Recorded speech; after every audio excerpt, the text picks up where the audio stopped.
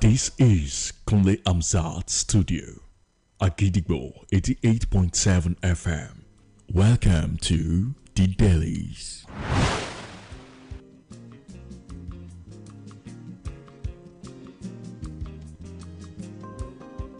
O God of creation, direct our noble course, guide our leaders right, help our youth the truth to know, in love and honesty to grow, and live in just and truth. Great lofty height attain, to build a nation where peace and justice reign. To build a nation where peace and justice reign. And by that I mean to build a Nigeria where peace and justice reign.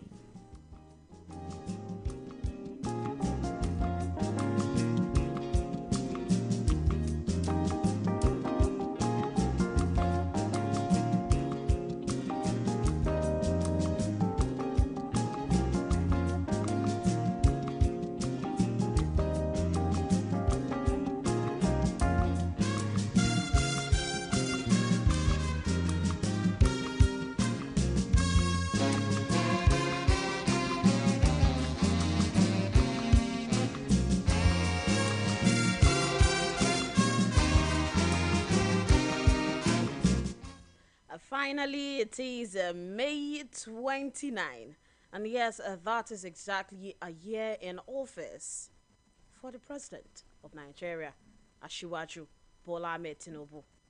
Good morning, and you're welcome to the Dailies right here in the Kunle Hamzat studio at Gidigbo 88.7 FM Ibadan. And yes, this is your ultimate newspaper review show, where we get to talk about our great nation and the news making the rounds on daily basis, how the stories, how they can affect and concern us, or how they have already started affecting and concerning us. My name is Wuraola Yusuff, and yes, today you will mostly be discussing President Bola Ahmed Tinubu's 1 year in office, his administration, the pains, the gains, and whatever it is that the outcome has been for Nigerians. Whatever it is that we have seen, we have gotten from this administration. Because today seems to be the best of the days when this administration is somewhat ripe for criticisms, where we get to talk about how we've been doing, how this administration has been doing from May 29, 2023 till today, May 29, 2024. Picking stories up from the daily newspapers this morning. I'll be starting from the Punch newspaper. Tinubu's first year anniversary gift to Nigerians. Page 29 says the federal government plans fresh cash transfer scheme for 75 million Nigerians. Bayero stays as courts give conflicting orders on Sanusi. That is on page 3. Page 18 says minimum wage talks collapse again as Labour rejects 60,000 naira. And the most part of the page, the remaining part of the front page of the Punch newspaper says 1 year of the Tinubu administration, building a safer, stronger and prosperous Nigeria. And also we have the renewed hope agenda priority areas, where we have the economic reforms for sustained growth, strengthening national security, boosting agriculture for food security, unlocking energy and natural resources, enhancing infrastructure and transportation, education, health, and social investment, economic reforms for sustained growth, improving governance. And these are the 8 points we'll be talking on this morning. How have I been faring on these 8 points since May 29, 2023. Moving on from the Punch newspaper this morning, right there to the Guardian newspaper. Opposition, loyalist, bicker over Tinubu's performance, outlook, and that story is on page 6. And also we have the story of the labor union saying another strike looms. Where is President Tinubu's renewed hope agenda? That is a big question on the front page of the Guardian newspaper. And also, we have the big banner of renewed hope priority areas that I listed earlier. Moving on to the Daily Trust newspaper, we have the story of Sanusi Bayero and also the Kano Emirship. After which, we have Tinubu's administration, renewed hope agenda priority areas again. The Nation newspaper also have that I mentioned earlier, 1 year of the Tinubu administration, building a safer, stronger, and prosperous Nigeria. Is that true? How have we been faring on that path? This morning, we get to discuss that. The nation's economy growing, says Wale. The story is on page 6 of the Nation newspaper, and the writer to that story says 75 million to get cash transfers. That is as anniversary gift for Nigerians from the federal government. We've raised marine revenue by 92%. That is coming from Oyetola on page 6 of the Nation newspaper. This stories, I don't know if I should say many more this morning because we'll be dwelling so much on this year's administration's anniversary. And of course, I have in the studio with me, Maestro, whom I'll be doing this with. Good morning, Maestro. Good morning. Happy anniversary to us. Yeah. Okay, this morning I want us to, even if we are going to touch more topics, but let us sit on the president's 1 year anniversary in office. It's going to be difficult to do that because you need someone who's going to be saying, this is how we did it, this is how we spent it, this is how far we've come, and so on and so forth. And you don't have that person.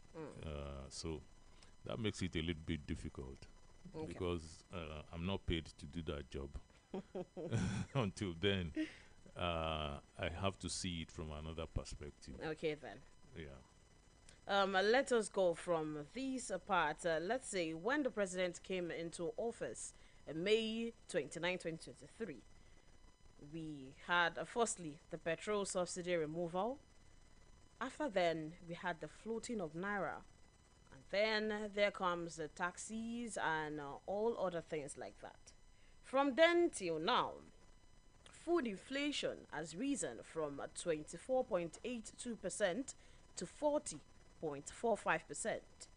Inflation rate from 22.41 to 33.69. Foreign reserve $35 billion moved to $32 billion. Exchange rate from 461 naira is now dangling around 1,500 naira. We had interest rate from 18% now to 26.25%. And according to Wale, it said these nations' economy is growing. We've attracted over $20 billion into the economy. This is over 400% from what they met on ground. And also we've seen different loan schemes and palliatives, just like another one that has been rolled out today for Nigerians as anniversary gift. All right. So what I can say is you're going to hear different things from different people. And I gave you 3 different dimensions yesterday. The people who are in the president's corner are going to say, we've done so well. You know, it's never been so good. and that's going to be their own narrative. The people who fancied themselves in the presidency, they would not see anything good in whatever the president's been able to do in the past 1 year. And people who share their views would also be like that. Now, that leaves us, the rest of us who are not partisans. So we're looking at what they met on ground. That's key. That's very important. I know that a lot of people on both sides that I've given you would simply want us to take the hammer and begin to hammer heads. They don't want to see what happened in the past 8 years or in the 16 years of that PDP and so on and so forth. But we have to do that because that's the only way, you know, a reasonable person will put things in perspective. You can go on with the other political slogans like, you know, no, you say you saw it before you came, and you see that's pedestrian. Reality is we're coming from somewhere. And so this is what this man met on ground. Then we go from there. Okay, when you met all those things on ground, what have you been able to do? Then we start everything that you mentioned. You are going to see people on both sides. The first, you know, uproar was, why would you treat the subsidy removal like that? So one, don't touch it. Two, touch it, but touch it better, differently. Though I've not heard anything sensible about the alternative. But I also understand that, and I belong to that school, which agreed with the president, that removal, you know, was the thing to do. Because if you come into that office and you didn't do it like that, you won't be able to do it. So many of these guys don't realize the tremendous powers, you know, in that vested interest in the petroleum sector. Tremendous. Inside and outside of Nigeria. So you cannot, if you knew that trillions of naira going into the pockets of a very few people inside and outside Nigeria, that you needed to stop that. That's the only way. And then after stopping it, you start, you know, facing the music. And part of the music is spending your political credit so early. So you have a stack of political credit coming into office. And people who even said, okay, they preferred you coming into office, will start criticizing you immediately you made that move. So it's a calculated move. That, okay, I have 100 credits. On this fuel subsidy removal, I know I'm going to fritter 40 away. But I'll do it anyway. I think that's how the thing. And so you can go into the pros and cons and all that. And we've done that, you know, seriously. What would you do with the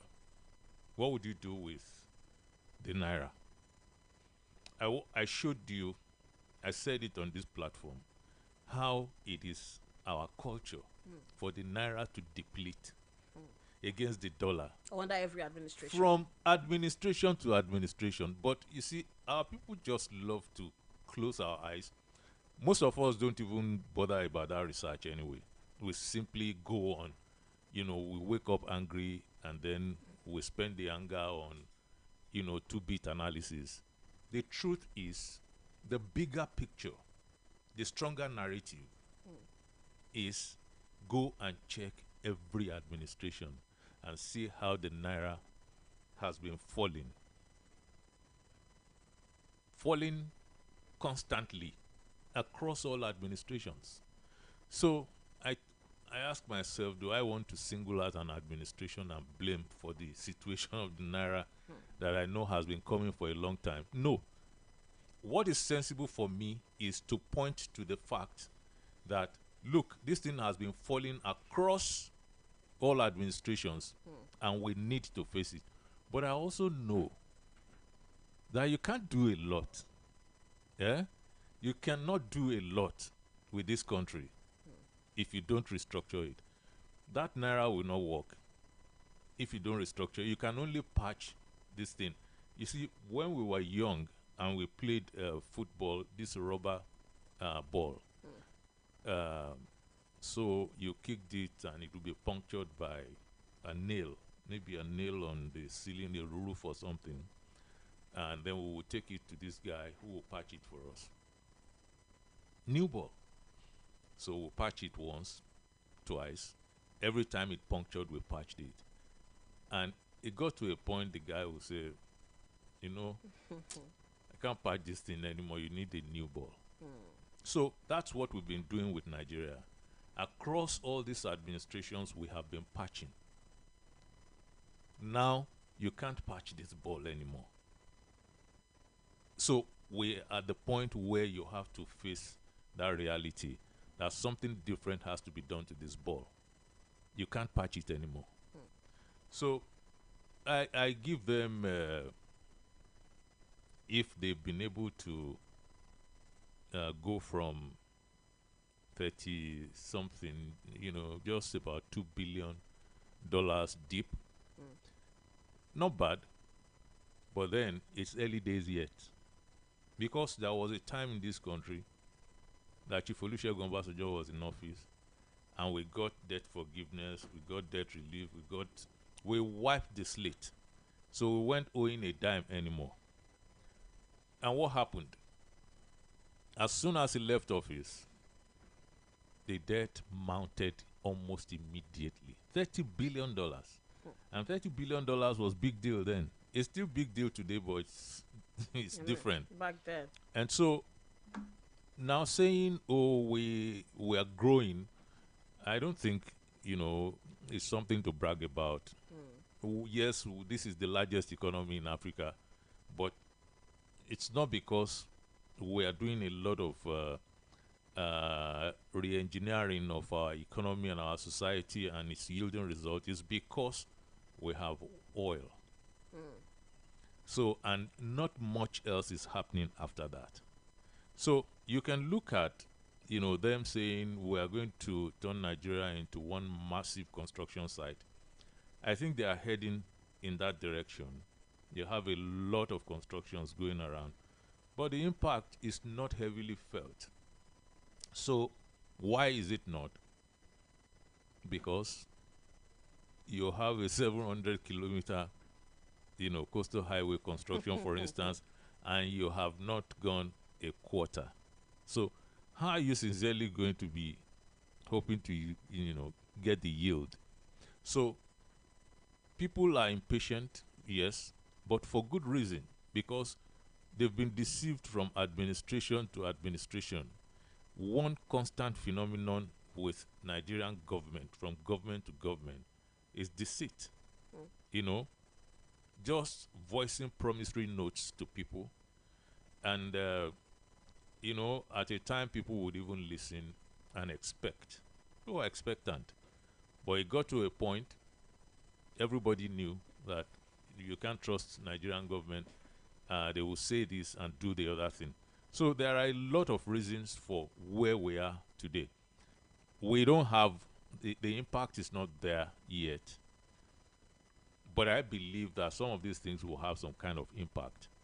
But mostly, that El Dorado is not going to be realized unless we restructure the country. That is how you are going to get that kind of effective governance that you're talking about. Look at us in the studio today. We're talking about the president.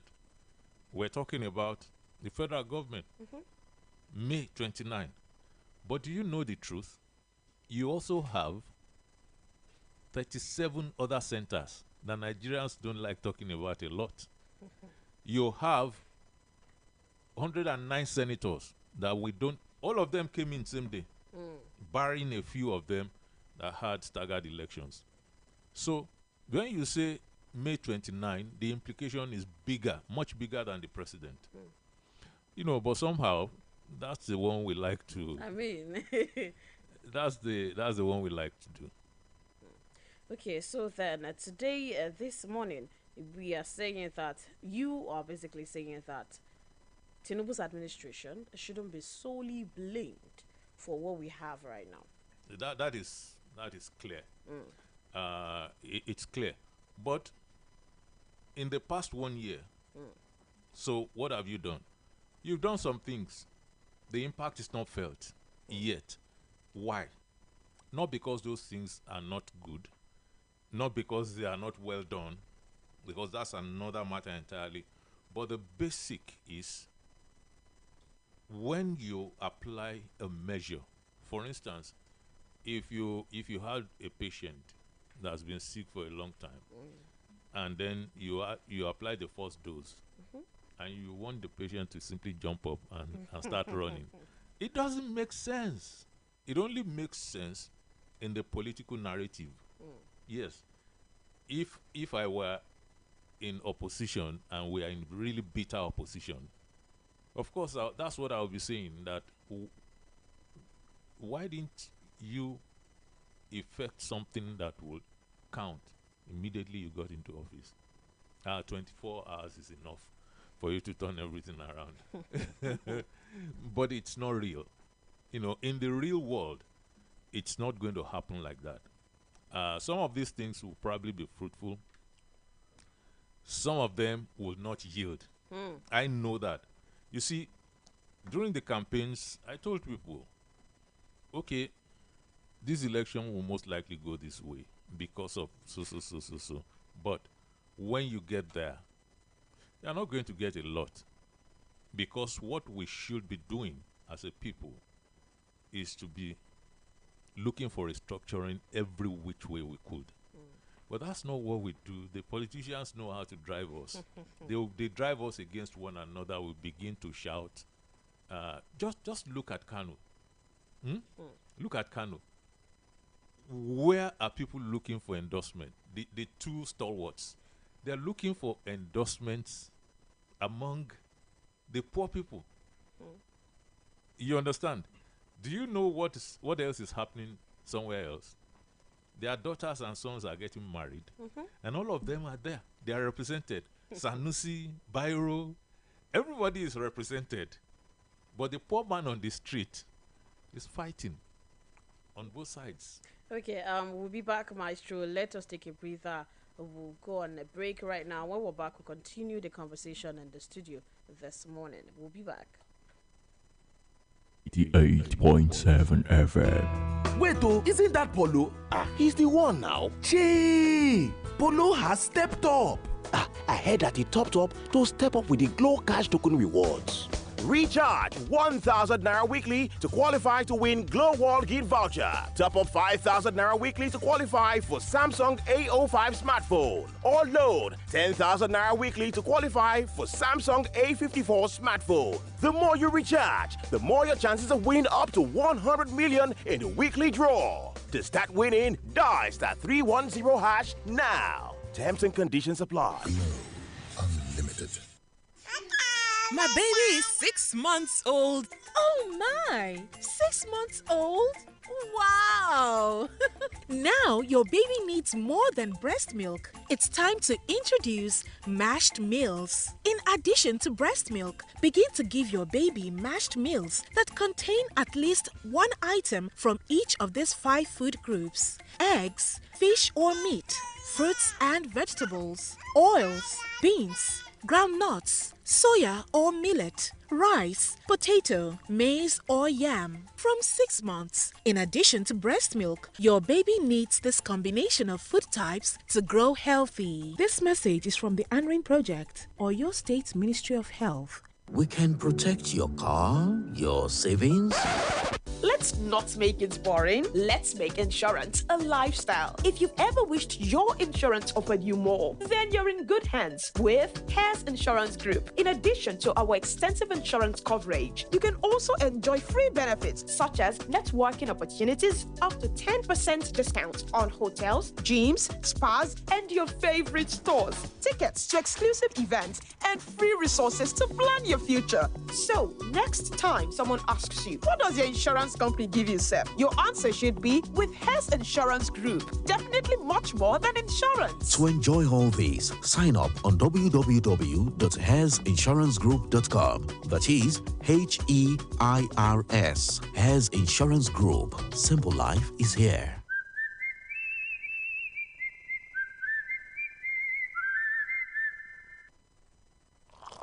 Ó yá gbà ọmọ mi ọ̀wọ́n. Mami, ẹ fi mílìkì sí ni. Kò di dandan ìwọ tó wò ná.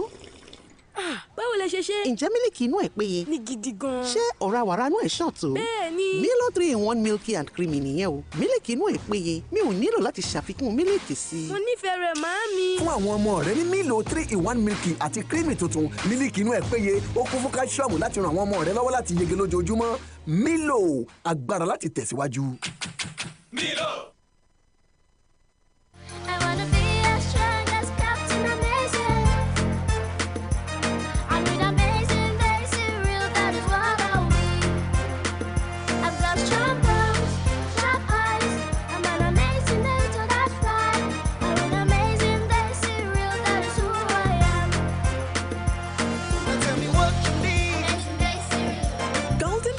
Amazing Day cereal. Nurture them for the future. Chinedu! Don't worry, Ma. He'll be home on time, just like his dad. I'm cooking their favorite jollof with Sonia tomato mix. They are here. Hey, is that jollof ready? Right on time. Your loved ones will always rush home for tasty meals prepared with Sonia tomato mix. It's so good eating together with a family. Yes, Ma. Sonia tomato mix brings you together. Proudly Nigerian. Akidibo 88.7 FM.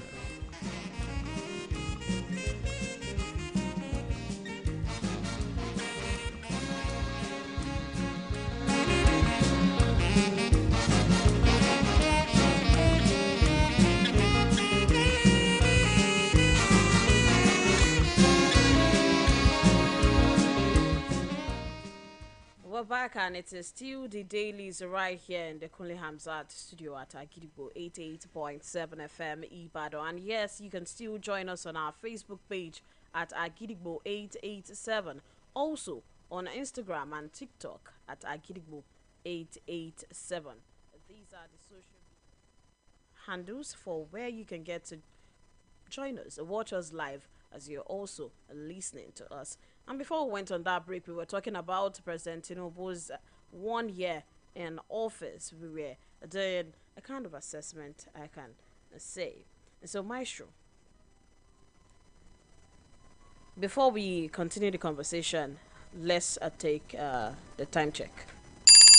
It's 7 a.m. on Agidigbo 88.7 FM. We are back now, and there is this news from the Punch newspaper tagged Tinubu's forced anniversary gift. Federal government plans a fresh cash transfer scheme for 75 million Nigerians. And for today, this kind of day when Nigerians are like, okay, it is 1 year in office, what have you done for us? People are eager to talk. And then we have this cash transfer scheme coming, tagged anniversary gift for Nigerians. It's not going to stop people from talking. It's even paltry. And I have never been down with it, this kind of cash gifts. The reason, it's not because, I don't know that. Of course, I do know that some people, a lot of people need it. It will take care of something. But the problem is we don't have any kind of data that could explain how we go about such gifting. That's my problem with this thing. The data, they need to show that this is how we went about the last one. And this is my complaint right through the last administration, through the COVID, palliative, and so on and so forth, that a lot of money just puffed out. We don't know where the money went. There's no list anywhere. And we do this thing constantly. There was a time, I don't know, I can't recall what they called the money was it trader money or something like that, that the vice president then, Professor Yemi Osinbajo, came to Iwo, visited I think they called it trader money, yes, and they gave out that money. And we don't have any list that, was published that, okay, this is how, we got these people, this is how we picked them. This is, the yardstick. And this is the address of this person. This is the face, maybe picture or something. I don't know if we have that. And I've always been very uncomfortable with just packing some billions and, we let it go like that. If you say, okay, we're going by bank records, you're going to leave a lot of people out who actually need that money. If you have a bank account, it places you somewhere where a lot of Nigerians are not. They are down. So I worry a lot about this kind of thing. And it's not because I don't want this kind of money to be given out, but it's more because I don't know where it goes. I don't know where it goes. And that, I think, is a big problem that some of the government simply keeps quiet and they just say we are going to give it, and it's never truly explained in a way that we will understand that, okay, somebody gave Wura, of so address, so much. We don't have that data. I've never seen one right through the past that we have been doing this kind of thing. Okay, let us talk about renewed hope agenda priority areas. Even if it seems as if these areas are not ripe enough to dissect how far we've done, but then we should be able to see prospect in a year. Okay, this thing seems like something that has a good future with the way we are taking the path. So let us pick it up. We have about 8 and they are quite interwoven. First off is economic reforms for sustained growth. And we had Wale talking about part of that this morning. We also have strengthening national security. Okay, so maybe you want to take it one at a time. And if you're looking at the economy and what the finance minister said and so on and so forth, the truth is, these are beautiful speeches. And look, in all fairness, they are sweating. I think they are sweating the right kind of sweat. But you see, the Nigerian economy must go back to production. And if you want to go back to production, then you need to take care of security. Exactly. And if you don't take care of security, you cannot go back to production. If you don't take care of electricity, you cannot go back to production. So there are some basics that you need to do before you will now say, oh, the economy is responding. Responding to what? Treatment. What kind of treatment? We all know that everything that we do is just about the oil. And we cannot even do as much as we should be doing. So if we're supposed to be doing some 2 million barrels per day, we don't even have the capacity to do that. So there's a drive towards that. And I'm not going to give the credit entirely to the current administration. And no government is a continuum. But then the Buhari administration did whatever it did with Dangote. And so we have hope in that. I have read Mr. Dangote himself saying, look, we are going to take care of the internal petroleum needs of Nigerians. So that would be wonderful.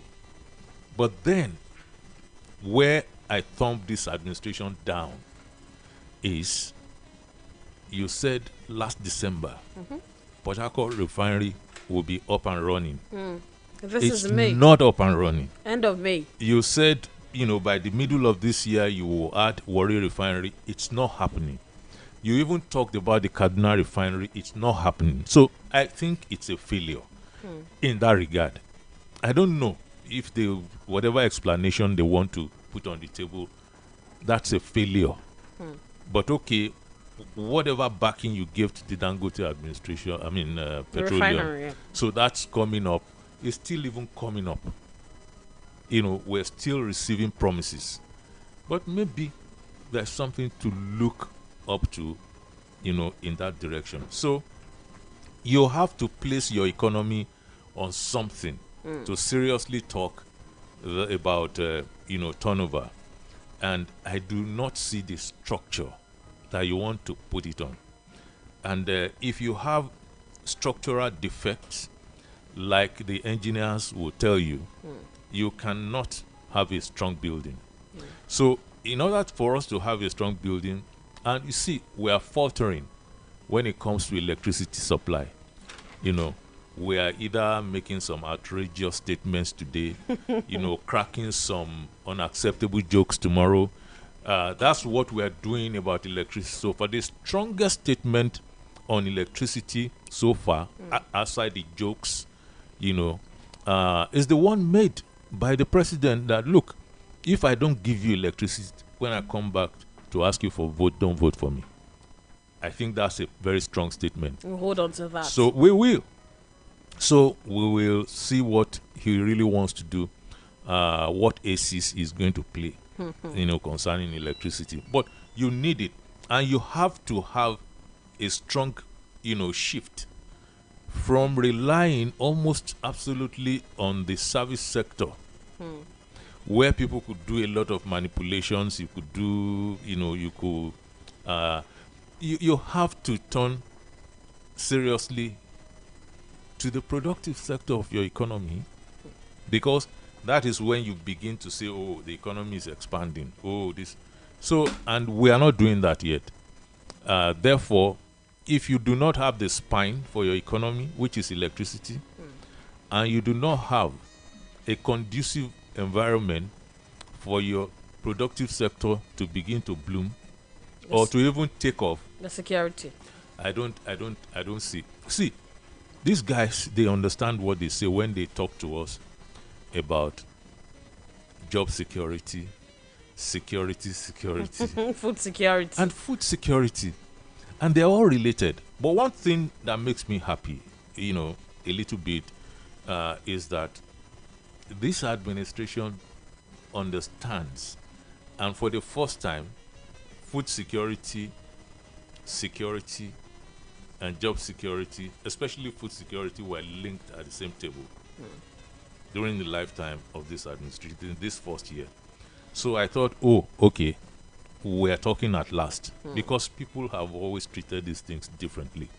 So I ask myself, why are the Americans so interested in investing in your raw energy to be refined by coaches, with football coaches, rugby coaches, boxing coaches, and so on and so forth? And so you have a sector for young people with so much energy to burn. And so that's job security. You went to school, fine.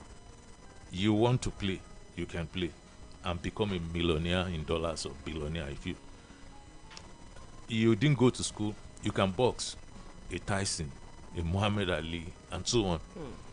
So you deliberately create a space inside your economy for people with so much energy, young people, to go into, and they look forward that, or you sing and become rich, you act, you become rich. They have all these things deliberately. I was listening to a cleric, once, and he said he didn't understand why grown-ups will be running around in the field, after one ball, and 22 grown-ups will be running around, and everybody will be shouting, and other grown-ups will be watching. So now this is a cleric I like so much, and I like listening to him, because he delivers with a lot of fun. He has even his voice is interesting. So And I was thinking, okay, that's the religious dimension. And you can't fault that because his focus is different. But the truth is that one ball secures that society. Could you begin to imagine how many people are feeding off that one ball? Not just the 22 guys you're seeing in the field. You have the bench, you have the coach, you have the management, you have a lot of people out there who are doing all their stuff, millions of people. So that's how you think and rethink your society. That's security. And so if we begin to go in this direction, more and more, I think we'll get there eventually, but there has to be a structure and there has to be basics. The basics are not there. So anybody telling you, oh, the economy is expanding, this is what they call register when we were in school. So you go and pick the right words for the right occasions. It's just register. It's jargon. It is jargon. Okay, let us speak. I feel that way we've talked about national security and also agriculture, boosting agriculture for food security. Now, unlocking energy and natural resources. Maestro, we've had this talk of CNG coming up, but yet to kickstart. By far, I think that's close because we're simply procuring. We're not doing it from brass tacks, so I think that would feature anytime soon. But I think this administration, this president is interested in the big game, and that is supplying gas to Europe. And he said it, several times. But it's a very big game. But I think he plays big games. So maybe, somewhere along the line in the next 3 years, maybe something will come out of that. If you look at the Nigerian situation, and people had to become deft-handed handlers, because many people simply saw Niger, they saw coup d'etat and so on, but the implications went much further. We have a gas pipeline that is going from Nigeria to Europe, and it's going to pass through Nigeria, it's going to pass through some other North African countries to burst into Europe. So we could compete with Russia and supply Europe, and then ease up, Europe a little bit, because they are in the clutch of Russia and Putin. And so that's something there to think about. It's a lofty one, it's a big one. If we're able to do that, I think it will ease our economic situation a little bit. But is it going to serve the people even when we begin to make billions from gas supplies? Or the politicians will share it as usual? Because we've not taken care of the corruption problem. That's why I said yesterday that nobody should be telling us that, we should be restrictive when it comes to corruption, restricted to federal and state governments. So corruption is universal in this country, and everybody is having a bite anyway. So we might as well do that local government autonomy. And I hear some people saying you can't have absolute autonomy and that. And I think, that it doesn't. People don't even look. The point is the Constitution already. That's a tier of government. That's the third tier of government. So they're not supposed to be supervised. As the federal government is not supposed to be supervised by God Almighty. The federal government is not supposed to supervise the states. So why should the states be supervising or be superintending, the local governments? It doesn't make any sense. I don't even more or less like supervising the last bonds. Honestly, I don't even want to engage, people talking like that. Okay, talking about corruption, I think we should use the opportunity to talk about another priority area, which is improving governance. In the last 1 year in this administration, do you think governance has been improved? No. I see no improvement in governance. Because, you see, these things are based on physical structures. And if you do not change these structures, you don't expect changes. So people don't come into offices and then make, seismic kind of changes, earth-shaking changes. It doesn't happen. There was a time I was discussing with one of my friends, very fine lawyer, and I told him, do you know that when you come into the office of president in this country, so you have the presidency and you have the president.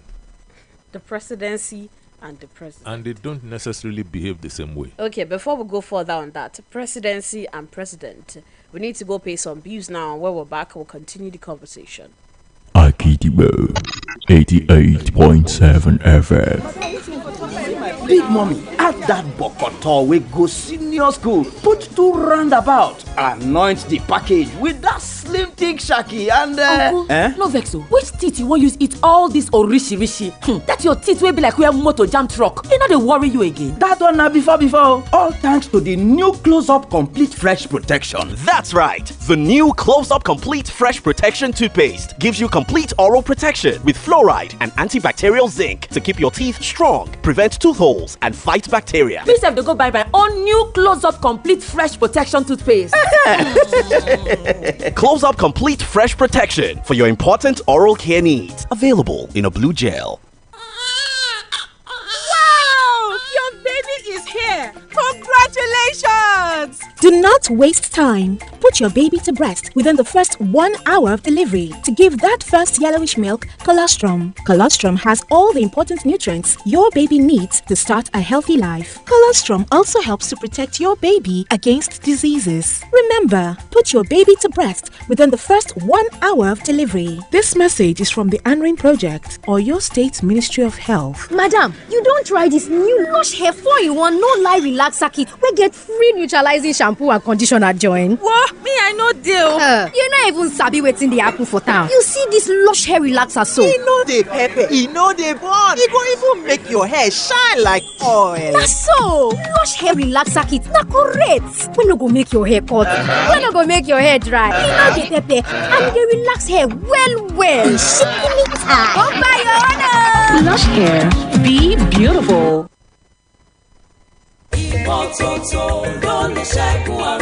Láti dènà àrùn ìgbẹ́ gbuuru àti àrùn mìíràn pàápàá nínú àwọn ọmọdé, fọ ọwọ́ rẹ pẹ̀lú ọṣẹ àtomi tó ń dà ṣooro.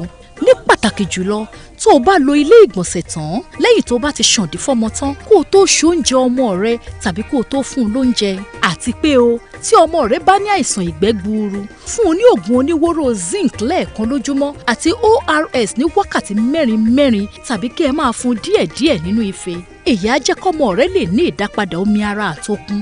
Bákan náà, yọjú sílé iṣẹ́ ètò ìlera tó bá súnmọ́ ọ jùlọ láti gba ìtọ́jú fọ́mọ tó ní àìsàn ìgbẹ́ gbuuru. Ìkéde yìí wá láti àkànṣeṣẹ́ ANRIN, iléeṣẹ́ tó ń mójútó ètò ìlera ìpínlẹ̀ Ọ̀yọ́. Chinedu! Don't worry, Ma. He'll be home on time, just like his dad.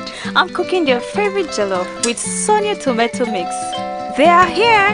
Hey, is that jollof ready? Right on time. Your loved ones will always rush home for tasty meals prepared with Sonia tomato mix. It's so good eating together with a family. Yes, Ma. Sonia tomato mix brings you together. Proudly Nigerian. Akidibo 88.7 FM.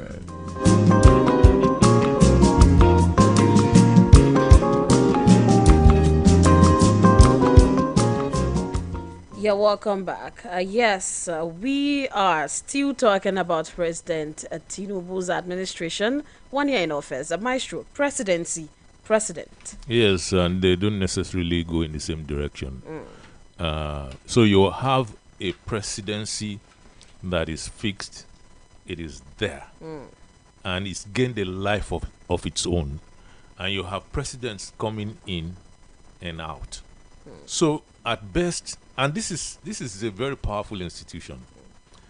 And so you come into that office, you leave, and you come with your flavor, which is about the best you could really do. You come with your flavor. And if you're that kind of person, you could make a few cosmetic changes about the direction and the conduct of the presidency. Nobody has enough time to turn the presidency around. And that is a very big machine when we talk about governance, isn't it? Which is why, and see, it was not deliberately built. The presidency was not deliberately built. It's not intentional.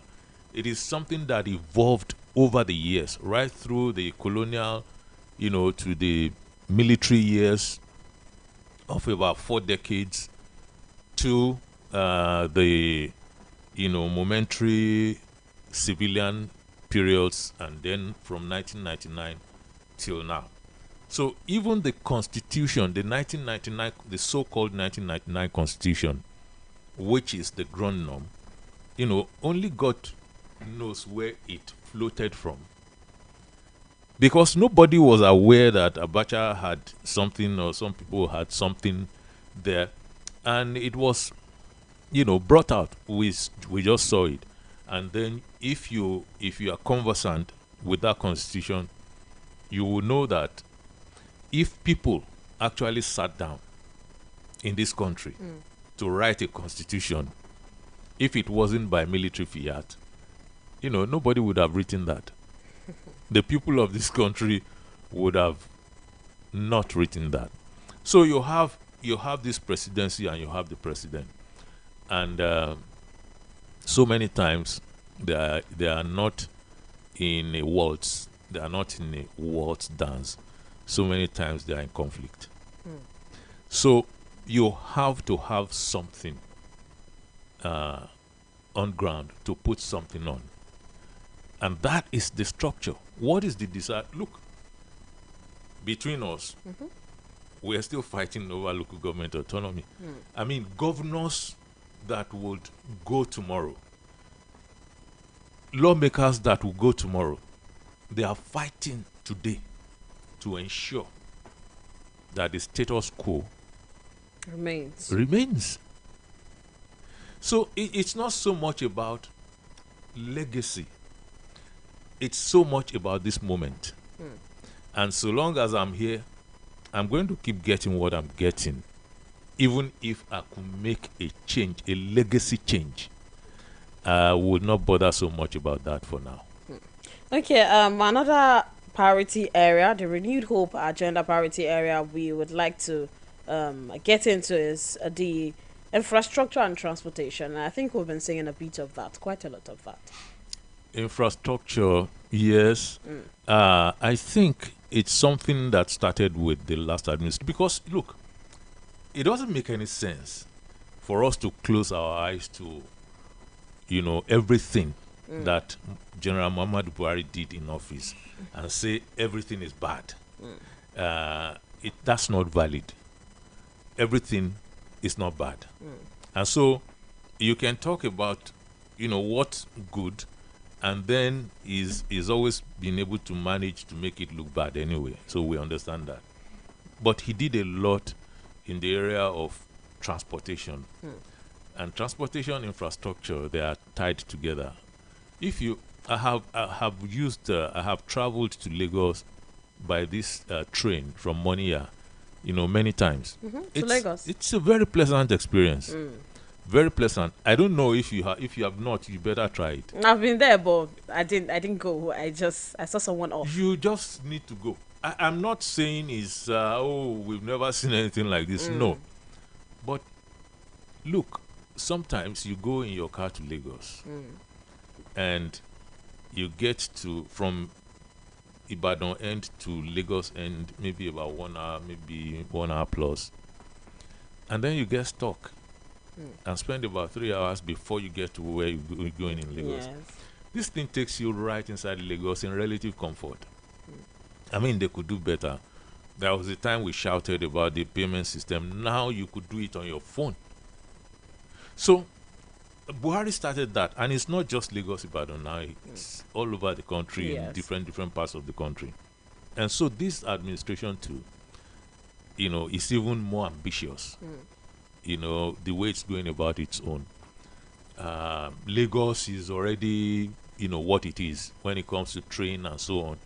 It's way ahead, but we need more of that. We have always advocated that.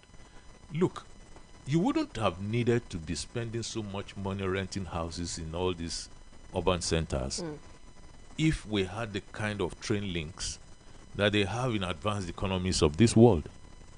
You go to places and people do subway, they get to where they're going. I could be in Agidigbo if I live at home in my village in Ijesha land. If I have a fast train ride, why would I come and say I want to buy land here, I want to rent houses, and everything is exorbitant? So you just go, you're back home. Your kids will school in your village, you develop the place and so on. And so I think maybe we will get there. But these people are doing their coastal highway, they are doing a lot of link Badagry to Sokoto and so on. So it's all over the place. Okay, we have that. Lastly, let's touch on this one before I ask you just 2 questions on this, and then we'll just speak like one more topic. Right now, we are the last one: education, health, and social investment. Education. I don't see anything going on. Students' loan. Well, it's not happened yet. And I don't like going out on a limb. I applaud it, the initiative. But it has not happened. And in this country, if you are not careful, you would have gone out celebrating only for other things to happen. Let it happen first, then we will assess it. ASU, Japa syndrome. Japa syndrome has been with us for a long time. It's just that we were not under pressure when a lot of people were doing their own Japa in those days. They were going out, people simply wanted to see the world. Some people wanted to go and read and so on and so forth. But today, it's under tremendous pressure. And it goes on because the economy is really bad. And young people don't want to live tomorrow. They want to live today. They want to, live right now. That's what they want to do. So it's bad. It's really bad. So much that they are even sending some of them back home. Yeah, so now. It's crazy. Okay, ASU. That's still under education. ASU. I think the federal government has always done ASU bad. Yes, and I think it's so... it's very ugly. Because if you could not handle one of the key drivers of your society right, you are not going to have a great tomorrow. See, you need to do right by teachers. It's not just ASU. By teachers generally, which means you need a better attention on education. But what you have is government going into agreement with ASU, signing. No controversy. No pressure. There's nothing. Only for them to go back. They simply renege as easily as that. And I think it's very awful. It's something. So government, I don't know how we can effect attitudinal change in this regard. It's crazy. And sometimes you just shake your head as if it's some kind of script that you're looking at. But it's real. Successive administration will be just having ASU for dinner. And I think it is bad. But then again, ASU has enough resource. And I don't think ASU itself is pushing the right course.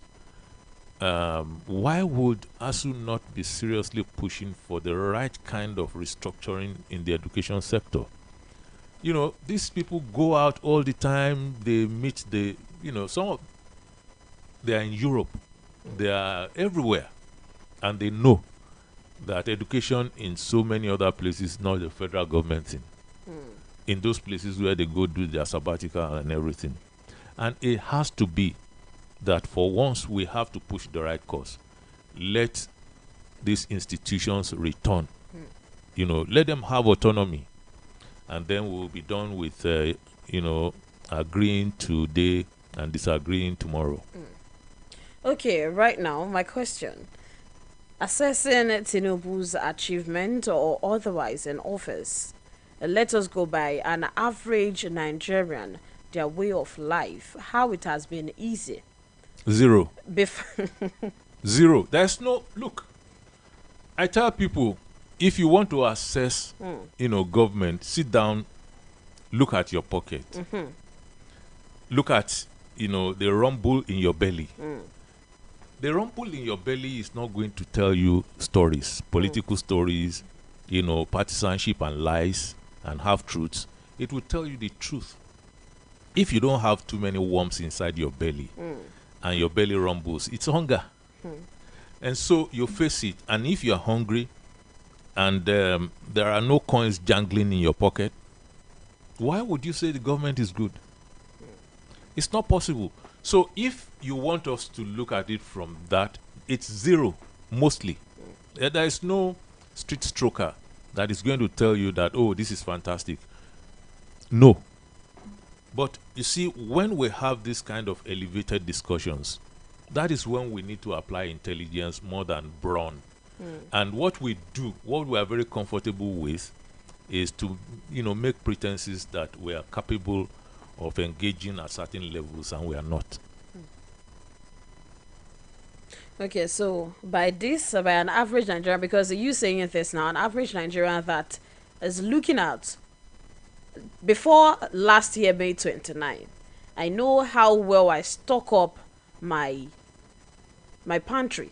I know how well I stock up on food. Yes. And now I know what I'm bringing in. By this, can we say Tinubu's policy? It's progressive degeneration. But I can also deceive myself and say, okay, May 23 last year, I was better off. But I knew I wasn't better off. How did I know that? Because, you see, if I look at my earnings in the past 9 years, it's been progressive degeneration. So I'm not just going to shut down my mind and be thinking about Tinubu and be fixated. I'm not fixated. I'm looking at the bigger picture. That's why I said it's either you have the resource to participate in an elevated conversation or you don't. Now, if you say, okay, the street stroker, the guy on the street who is just going, is not interested in all your economic jargon and all that, is not interested in looking. So he scores zero immediately. In fact, he wouldn't even think twice about it. You bring that kind of exam to him, he scores the administration zero. He's done and he's okay with himself. But if you bring it to me, when I knew that the dollar was exchanging for 190 shortly before Jonathan left office, and so if you were earning something like 400,000 naira a month that time, it means you are earning about something in the neighborhood of $2,000 monthly here. So if you're still earning 400,000 naira today, how much of your money is left? How much? 400. So 100 plus 100, you're earning below, I think below 400 plus, or about $500 from $2,000. So am I going to, just smolder my little intelligence and say it has to be Tinubu?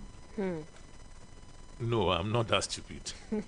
I'm not. Okay, let us read some comments on the Facebook page, after which we'll open the phone lines for people to join in the conversation. From Abidemi saying, on the issue of minimum wage, honestly, federal government have turned minimum wage to bread and beans cake. That's their pricing in the market.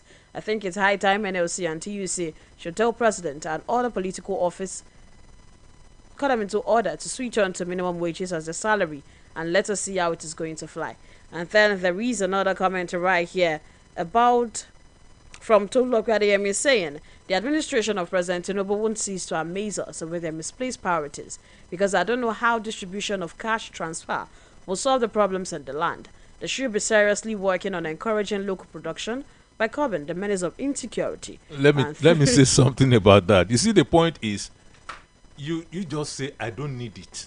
Don't say it's misplaced priority. There are some people, if you give them 5,000 naira, in fact 1,000 naira now today, they need it. So don't let us be in the way of people who need these things. Just say, people like you, you don't need it. But there are millions of Nigerians who need it. They beg for that kind of money every day. So it's not misplaced priority if you have another objective. Femi Ranke says, Nigeria is like a mountain of a big roasted chicken, and we are trying to swallow it at once. We will choke on it. For us to enjoy Nigeria, we need to dissect and cut into pieces. This is where restructuring comes in. It is the way to go. And also another comment right here following that from Balikiza Anodron says, despite differences in political affiliations, we should all agree that Tinubu has fulfilled some of his manifestos. For example, the student loan scheme. However, we still cannot feel his impact because Nigerians are going through the most excruciating pains of poverty as a result of the many failures. But who to hold accountable for these colossal failures is what I do not know. No, the government is to hold accountable. Don't let's mix it up. If you are in office, yet so it's our business to hold whoever is in office accountable. But we make some mistakes in this regard. One, if you are fixated on the president, then that's where you spend your 4 years. But you have a governor that you are not paying attention to. You have senators, you are not holding them accountable. You have reps, you have all these other people, but you are fixated on the president. And this is where we have problem, because people would exhaust their activism, whether it is emergency activism or periodic activism. They will exhaust it, on the president and the commercial centers of the country. But why is your activism missing in your own local government? Why is it missing in your state? Some people will bring their own activism across the states. They come from somewhere, but they don't bother about that place, but they are fixated on other places. And they are as guilty as people who belong to those places who couldn't care less. Okay, Femi Ranki says the Nigerian leadership and politicians will make you stay up at night and be wondering if governing a country or state is so difficult. They know what to do, they won't do it, but they travel and see how it's done in other places. In the end, they will come with more promises after 4 years, when we will be talking about our senators and our own representatives. A lot of people don't even know the names of the senators. They don't come after 4 years. You see, the politician is so organized. He is coming at you on daily basis. When you don't see him, he's not sleeping. These guys don't sleep. They keep holding meetings every day. They keep planning. The moment they get into one office, they secure, the relevance. They are already after the next office. But you sit down, you talk about, you jojo, you do whatever, Man City, Man U and everything, and, but they are busy ensuring that they will be there at the next round. Okay, Kazim Olawale is saying this is an extension of Buhari's administration. No economic vision, no democratic direction. The silence on restructuring during election to help the president to power. And now talking of it when there is nowhere to hide because Tinubu's policy is failing. Adewumi Shegun says, I take this government to promise people and fail them later. How many times have they been talking about refinery? We'll work within so and so date, but where are we today? See those palliative promise retirees. Till now, no single month has been paid. Just to mention a few. It's better they don't say things out at all time than fake promises. 2. For Dangote promising that he will make fuel available to Nigerians, we better don't accept. So because a lot of his products being made are not even affordable to Nigerians here and are much more cheaper in other neighboring countries where the currency are not even better to that of Nigeria currency. That's even a fallacy because people have talked, oh, the CDs is this and that. Oh, CFAs is, and people don't have enough facts about these things and the dynamics surrounding them. Most of the time, you need to be, maybe you need to research a little bit so that when you say some things, we can engage. What I do is I just deliberately skip some comments. Then I pick some that I can, relate to. Okay. Some are not just there. Nana says the simplest way of assessing the president's 1 year in office is to check your life in the previous years and what it is now. Whether families that have been affording 3 square meals in the past can still boast of it presently. Renewed hope, call for long hope, and that is what Inanna said. Right now, we need to take some calls because we'll be going on a break very soon. But before then, let's listen to this quickly.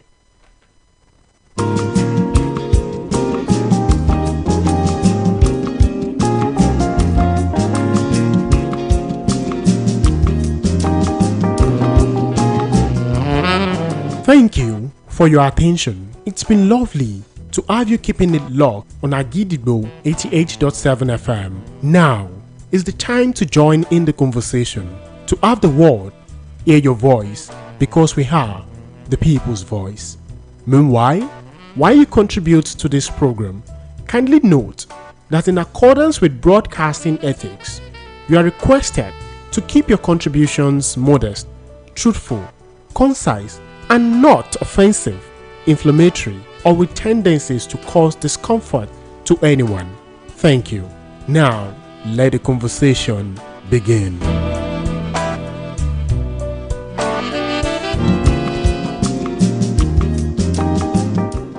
The phone lines to call 0704 1001 Hello, good morning. Hello, good morning. Good morning, sir. Your name or where you're calling from? Well done. Now you're dealing for me, brother. Your contribution, sir.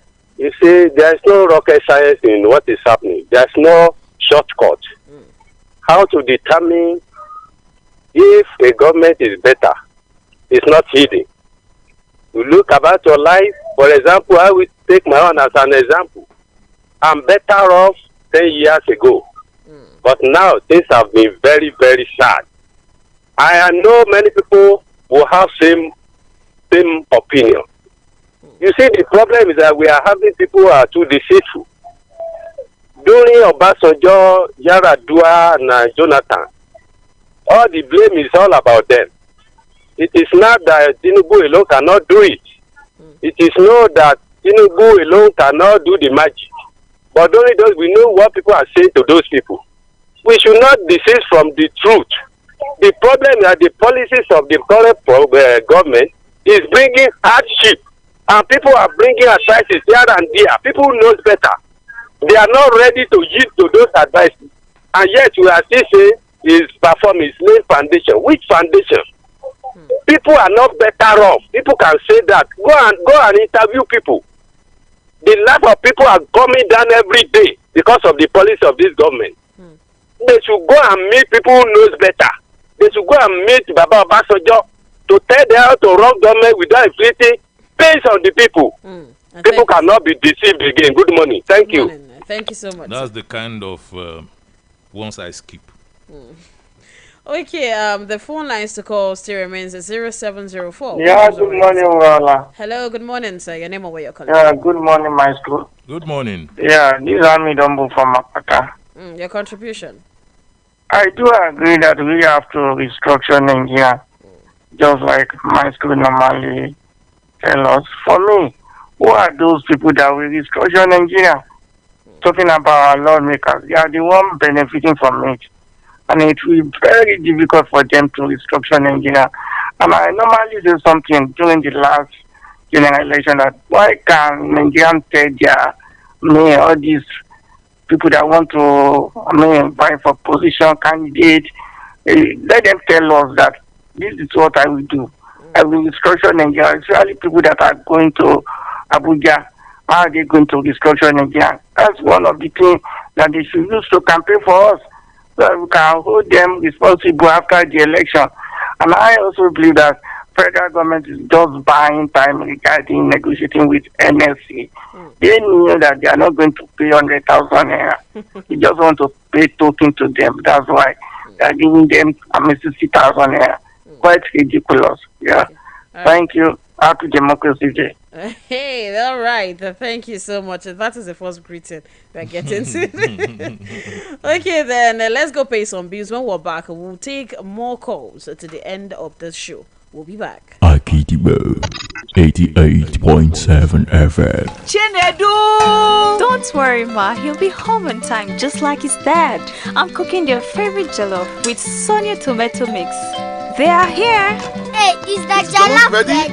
Right on time. Your loved ones will always rush home for tasty meals prepared with Sonia tomato mix. It's so good eating together with a family. Yes, Ma. Sonia tomato mix brings you together.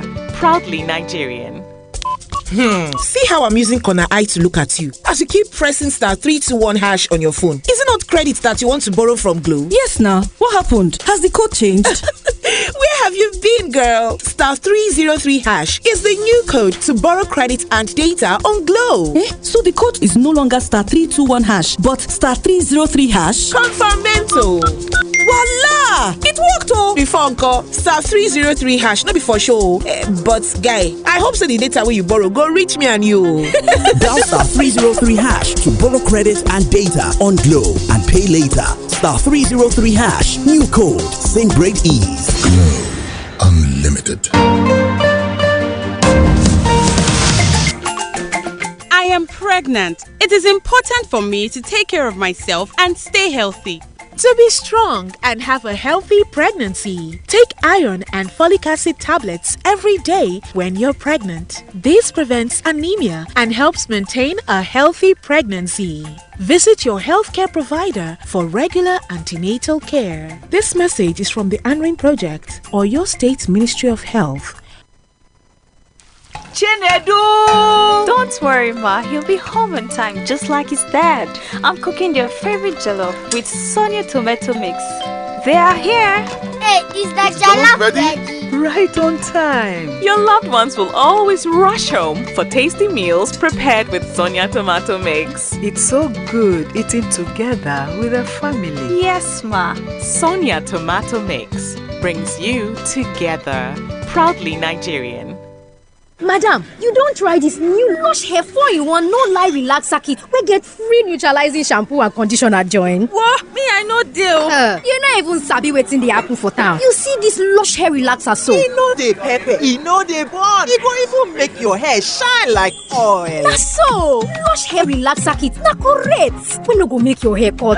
We no go make your hair dry. E no dey pepper and e dey relax hair well well. Come buy your own. Lush Hair. Be beautiful. 5 Alive Poppy. So much pulp. So many ways to pop it. He gulps it.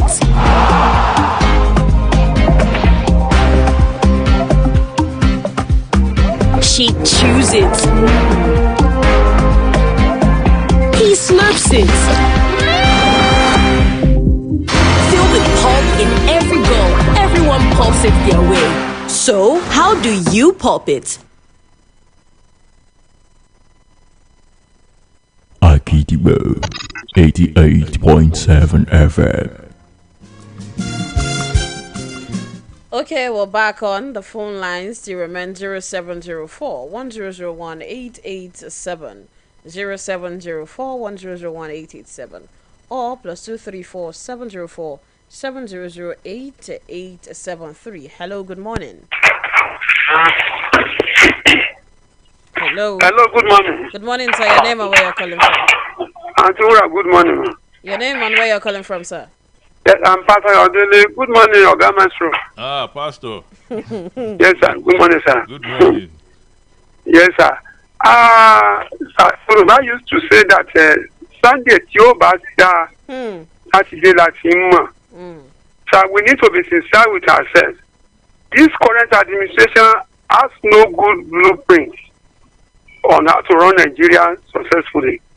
For the past 1 year, the anti-people anti-economic policy he has been reeling out has been making life more aggravating for Nigerians than before. So he's the head. There's no way he can be exonerated from what is actually going on. Leave the government, leave the state government, leave the senators. He's the one that is reeling out this policy that is making life unbearable for Nigerians. He has to retrace his steps. He has to do the needful. When the life is better for average Nigeria, it is then we have governance or we have governance.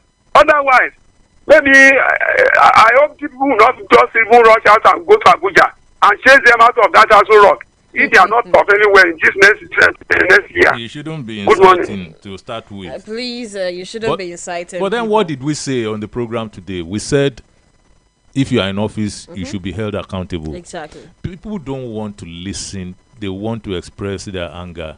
And if you are saying forget about everybody else, only be fixated on the president, how can I begin to engage that kind of mindset? All eyes on the president. Just the president. Hello, good morning. Legislative. Hello, good morning, sir. Nothing. Good morning, sir. Your name is Akinloye Adisa. All right. Is my name. Your contribution, quickly. Well, from my little observation, people are only trying to transfer aggressions on Mr. President. We have 3 tiers of government, and at the end of the day, all the state at the state level, well, in terms of developmental infrastructure, pro people's policy, the local government that is closer to the masses is in shambles. They are like puppets to the state government. So, if truly we want dividend of democracy, we want to see local government budget presentation. Let's see how they spend our money at the local government level, even the state government level too. There should be a performance appraiser of every budget.